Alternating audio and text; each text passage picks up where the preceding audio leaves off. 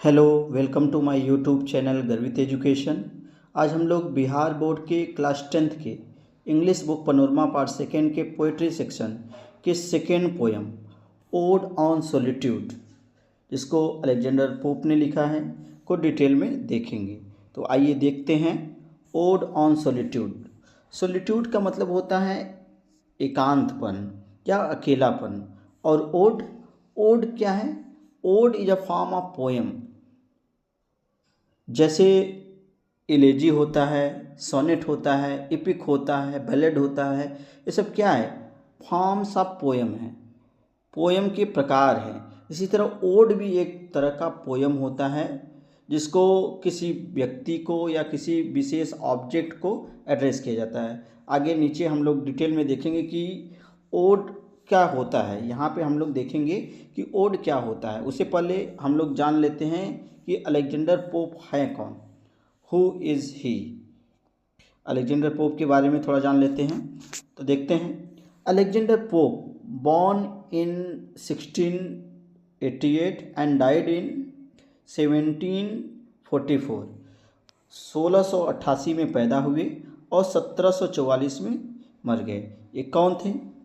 Was one of the greatest satirist. एक satirist थे। Satirist means व्यंग्यकार थे। Of the early 18th century, की सेंचुरी के अर्ली 18th सेंचुरी के एक सटायरिस्ट के रूप में जाने जाते थे, एक व्यंग्यकार के रूप में जाने जाते थे। He was also a critic. एक क्रिटिक भी थे, सटायरिस्ट भी थे और एक क्रिटिक भी थे। क्रिटिक मतलब आलोचक भी थे। But he is remembered chiefly as a satirist. लेकिन इनको मुख्य रूप से किस रूप में जानते हैं लोग? सटायरिस्ट के रूप में जानते हैं, व्यंग्यकार के रूप में जानते हैं। This vein of his poetry is best express in Rape of the Lock, the Dunciad, Epistles. तो इनके जो वेन मतलब होता है इनके जो गुण हैं, जो इनके दिस वेन, यानी कि दिस वेन मतलब सटायर वाले जो गुण हैं, this vein of his poetry is best expressed in Rape of the Lock, Dunciad and Epistles. यानी ये जो इनका सटायरिस्ट वाला क्वालिटी है, यानी जो व्यंग्यकार की क्वालिटी है, ये मुख्य रूप से एक गुण किस में मिलता है देखने को? इनके बेस्ट पोएट्री जिसमें एक्सप्रेस किया गया है। भला इनका मॉक एपिक है the rape of the lock. इसमें इन्होंने सटायर का बहुत ज़्यादा यूज किया है। इस वजह से भी इनको सटायरिस्ट के रूप में जाना जाता है। और सेकेंड वर्क है इनका डोंसियाड। डोंसियाड भी एक सटायरिकल वर्क है। इसमें भी इन्होंने बहुत ज़्यादा व्यंग किया है। द एपिस्टल, यानी ये तीन मुख्य वर्क हैं। ये जानना बहुत ज़रूरी है एग्जाम के पॉइंट ऑफ व्यू से भी। Rape of the Lock, Dunciad and Epistles, ये तीन वर्क हैं, ये जो कि बहुत ही फेमस हैं अलेक्जेंडर पोप के, जिसमें इन्होंने सटायर का यूज किया है। इसकी वजह से भी ये सटायरिस्ट के रूप में जाने जाते हैं। और भी इनके कुछ वर्क्स हैं, देख लेते हैं कौन कौन से वर्क है। Two of his other famous works, इनके दो और भी फेमस वर्क हैं। कौन कौन से? Essay on criticism and essay on man. यानी इनके जो एसे ऑन क्रिटिसिज्म है और एसे ऑन मैन, ये दोनों वर्क भी क्या है? बहुत फेमस है। और साथ ही साथ जो ऊपर हम लोगों ने देखा, Rape of the Lock, Dunciad and Epistles, ये भी क्या है? बहुत ज़्यादा फेमस है। लेकिन इन तीनों वर्क को हम सटायर के रूप में जानते हैं। यानी इन तीनों वर्क की वजह से ही अलेक्जेंडर पोप एक सटायरिस्ट के रूप में जाने जाते हैं। तो आइए देखते हैं ओड।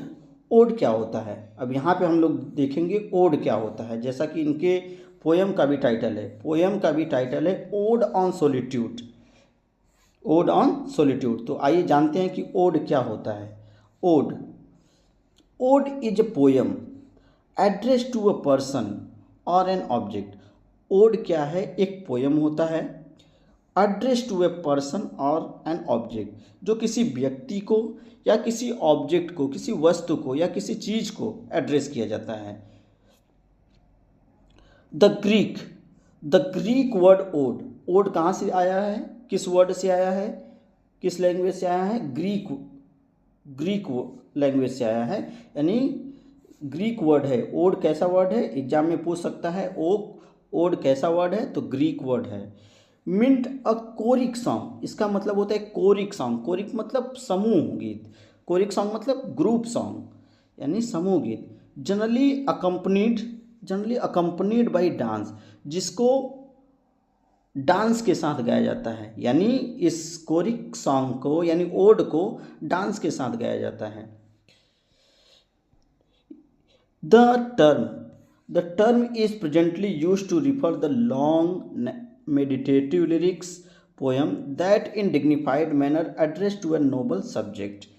आज के समय में द टर्म यानी जो ओड है आज के समय में कैसे यूज होता है, presently use to refer long meditative lyric poem, आज के समय में बहुत बड़े और मेडिटेटिव मतलब चिंतनशील लिरिक पोएम के रूप में, that in dignified manner address to a noble subject, यानी जिसको एक डिग्निफाइड मैनर यानी सम्मानजनक तरीके से, आलिशान तरीके से एड्रेस किया जाता है, किसको, टू अ नोबल सब्जेक्ट, यानी किसी विशेष विषय वस्तु को ध्यान में रखकर इसे क्या किया जाता है, एड्रेस किया जाता है। यानी क्या होता है इसमें ओड में हम लोग देख सकते हैं the term is presently use to refer, यानी आज के समय में इस पोयम का यानी ओड का use long meditative lyric poem जो एक डिग्निफाइड मैनर में होना चाहिए, आलिशान तरीके से यानी सम्मानजनक तरीके से किसको एड्रेस किया जाता है, किसी नोबल सब्जेक्ट को डिस्कस किया जाता है, यानी किसी अच्छे विषय वस्तु के बारे में डिस्कस किया जाता है या उसको संबोधित किया जाता है। तो आइए देखते हैं पोयम में क्या है। इन द प्रेजेंट पोयम, यानी जो प्रेजेंट पोयम हम लोग जो पढ़ने जा रहे हैं, odd on solitude the poet draws a beautiful picture of a happy man. इस पोयम में पोएट क्या बता रहा है, एक अच्छा चित्र प्रस्तुत कर रहा है किसका, एक हैप्पी मैन का, यानी कि एक हैप्पी मैन की क्या क्या लक्षण हैं, एक हैप्पी मैन कौन होता है, इस पोयम में हमें देखने को मिलेगा। तो आइए सीधे हम पोयम पे चलते हैं, पोयम को देखते हैं कि हैप्पी मैन कौन है इस पोयम में, यानी इस ओड ऑन सॉलिट्यूड के माध्यम से, इस पोयम के माध्यम से पोएट ये बताएगा कि एक हैप्पी मैन कौन है। यहाँ पे इस ओड का विषय वस्तु क्या है, हैप्पी मैन है। तो आइए हम लोग टेक्स्ट देखते हैं, पोयम की लाइंस को देखते हैं। तो देखते हैं सबसे पहले हैप्पी द मैन, लाइन देखते हैं हम लोग। Happy the man whose wish and care a few paternal acres bound, content to breathe his native air in his own ground. बहुत अच्छी लाइन है। पोएट कहता है हैप्पी द मैन, यानी वही व्यक्ति हैप्पी है। आज के समय में पोएट कहता है कि वही व्यक्ति हैप्पी है, whose wish and care a few paternal acres bound, जिसकी इच्छा, जिसकी परवाह किसमें है, इसकी विशेष किसमें है, अ few paternal acres bound, paternal मतलब पैतृक, जिसकी इच्छा केवल पैटर्नल एकर बाउंड्स, यानी कि जिसकी इच्छा क्या हो, पैतृक जमीन, जो उसके पास खुद का कुछ पैतृक जमीन हो, उसके पिता द्वारा प्राप्त उसको कुछ पैतृक जमीन हो, यानी जिसकी बहुत ज़्यादा इच्छाएं ना हो, सीमित इच्छाएं हों।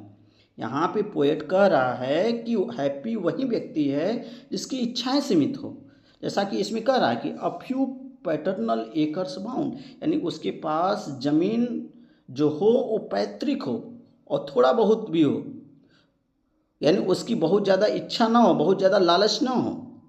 Content to breathe his native airs in his own ground, और कह रहा है कि कंटेंट मतलब होता है संतुष्ट, सेटिस्फाइड पर्सन।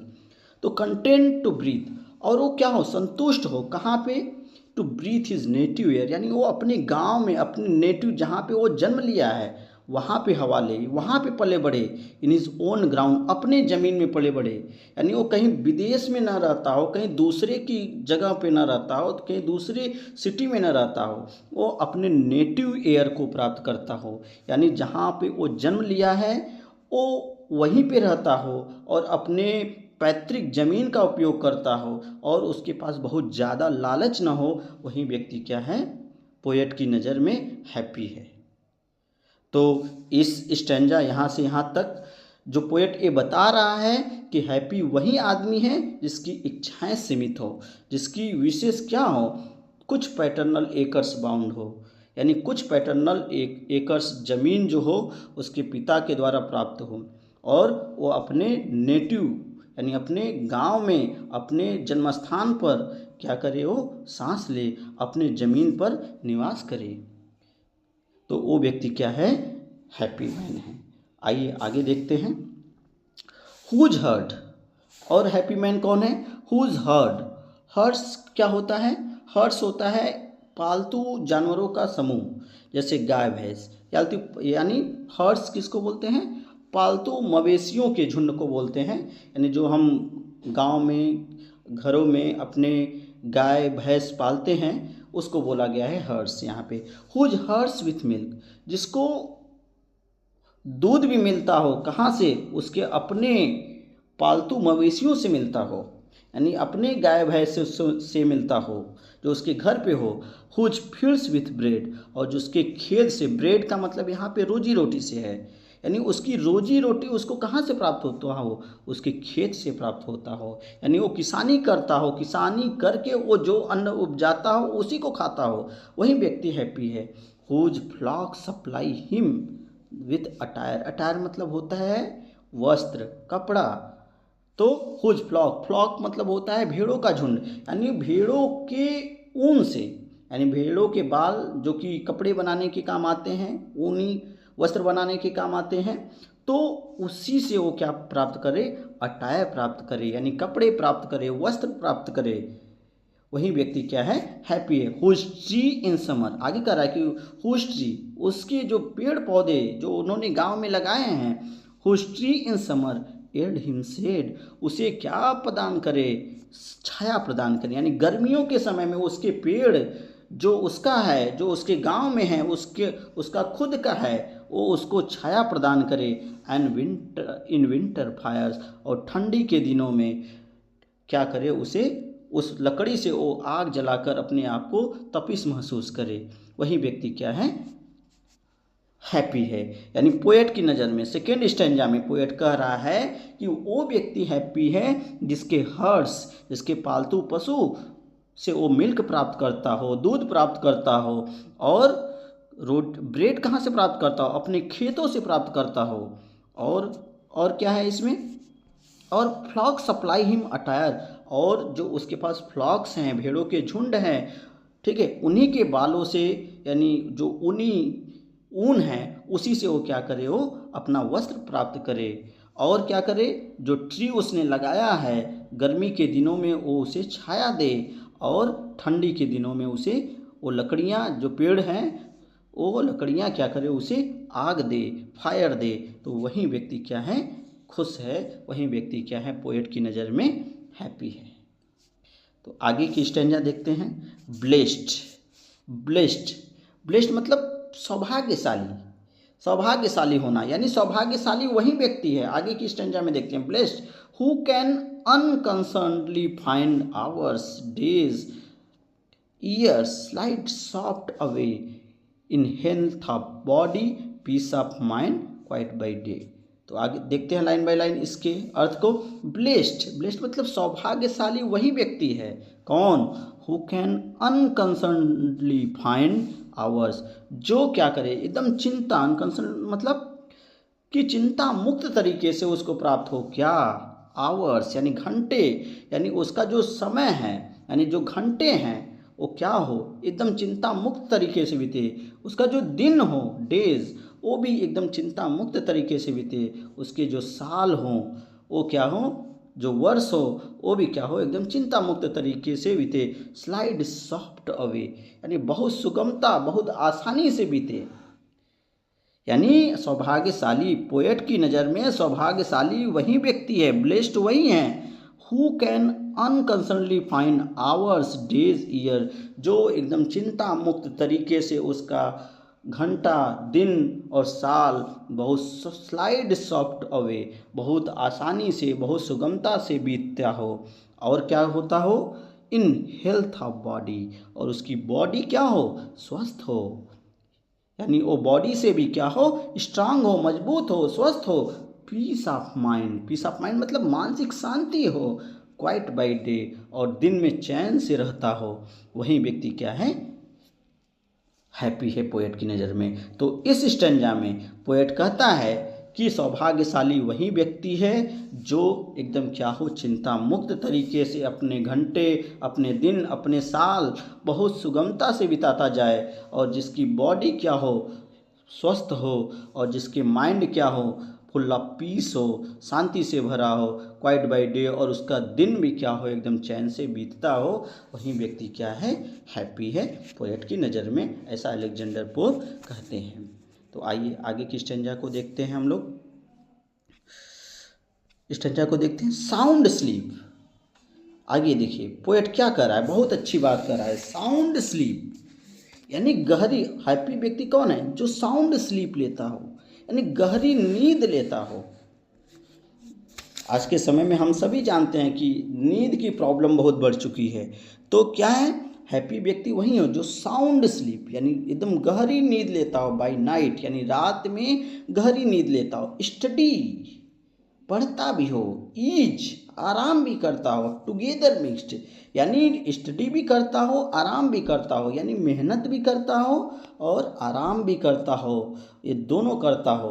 ऐसा नहीं कि केवल मेहनत करते जाए आराम ना कर पाए, केवल आराम कर रहा है, मेहनत नहीं कर रहा है, काम नहीं कर रहा है, तो ऐसा भी नहीं होना चाहिए। जीवन में क्या होना चाहिए, बैलेंस होना चाहिए, हार्मोनी होनी चाहिए, वही व्यक्ति क्या होता है, हैप्पी होता है। तो पोएट कह रहा है यहाँ पे, फिर से देखते हैं, साउंड स्लीप बाय नाइट यानी हैप्पी व्यक्ति वही है जो रात में गहरी नींद लेता हो, अच्छी नींद लेता हो, स्टडी एंड ईज पढ़ाई करता हो, मेहनत करता हो और साथ ही साथ आराम भी करता हो, स्वीट रिक्रिएशन एंड इनोसेंस, और क्या हो, इनोसेंस मतलब होता है निर्दोष हो, रिक्रिएशन यानी मनोरंजन भी करता हो, sweet recreation and innocence which most does please with meditation, और क्या हो, मेडिटेशन भी करता हो, ध्यान भी करता हो, यानी सुखी व्यक्ति वही है जो स्वीट रिक्रिएशन हो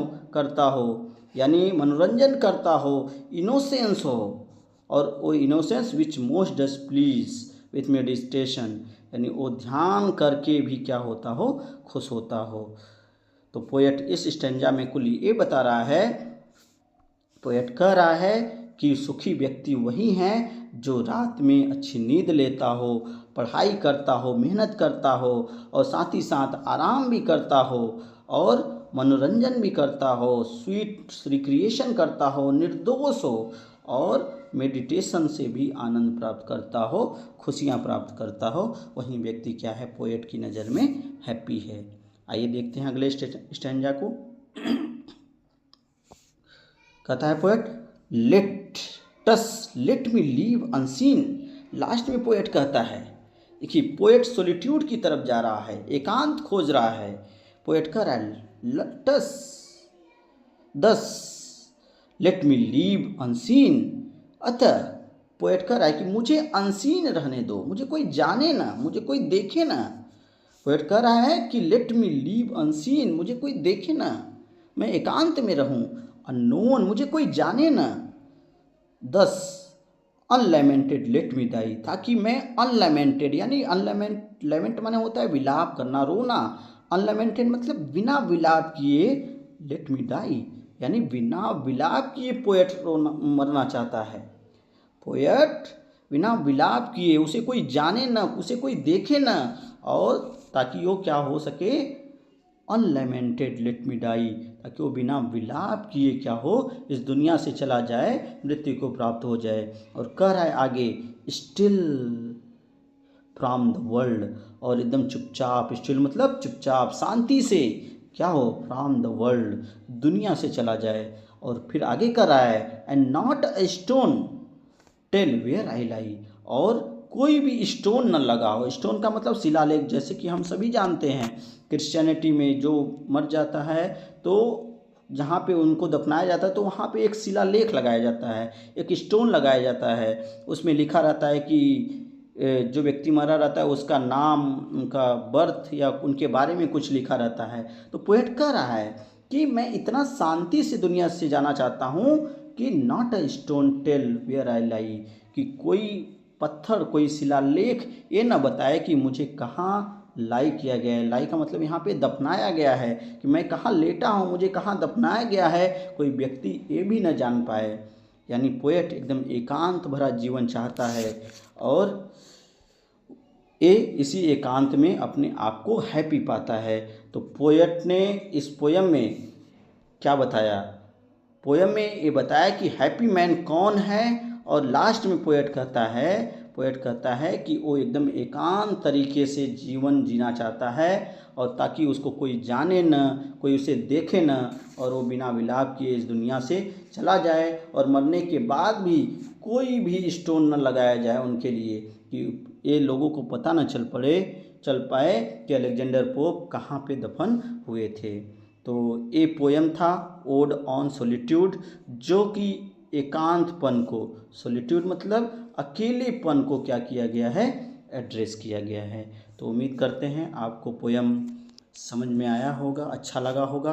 अगर आपको ये पोयम अच्छी लगी या वीडियो अच्छी लगी तो आप इसे लाइक करें और दोस्तों के साथ शेयर भी करें। अगर चैनल पे नए हैं तो आप सब्सक्राइब भी कर लीजिए। अगर कोई सुझाव भी देना चाहते हैं तो कमेंट में आप सुझाव भी दे सकते हैं।